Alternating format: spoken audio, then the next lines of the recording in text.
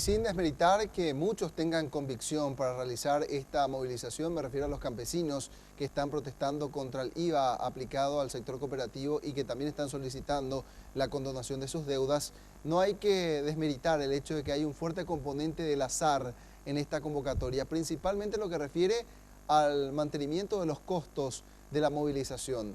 ¿Por qué el azar? Porque nuestro compañero Mauricio Durán reveló que están utilizando rifas que sortean incluso automóviles para poder cubrir los costos operativos. 7 de la mañana en la Plaza de Armas frente al Congreso. Al menos 200 personas pasaron aquí la noche, continuando con las protestas iniciadas el día de ayer.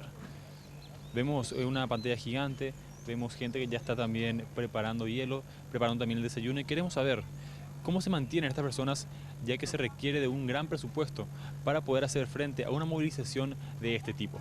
Hemos decidido preparar una rifa que estamos ya en condiciones de poder vender en este momento. Un premio muy interesante, el primero que es un auto, después tenemos un cuaciclón, una moto y electrodoméstico, notebook y otros premios que estamos teniendo. Son 16 premios, ¿verdad? Si pueden comprar sería muy interesante, por una parte con posibilidad de poder ganar y por otra parte también de colaborar para esta lucha muy interesante que estamos teniendo nosotros con el apoyo de la ciudadanía.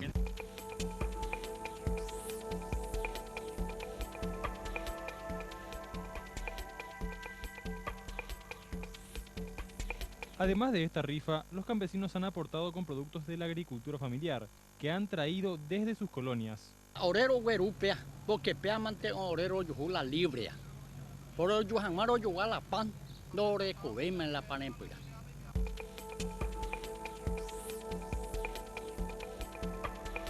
Niños pequeños y ancianos también participan de la medida de fuerza y debieron pasar la noche en la intemperie, como es el caso de Celina Fariña y su hijo Rodrigo, de apenas 7 meses.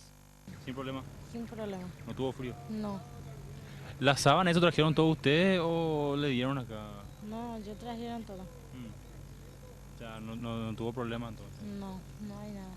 Los manifestantes pretenden resistir de esta manera al menos por 30 días. Afirman que no se moverán de este lugar en tanto las autoridades no respondan a sus reclamos y afirman también que más personas estarán llegando en los próximos días a la Plaza de Armas aquí frente al Congreso.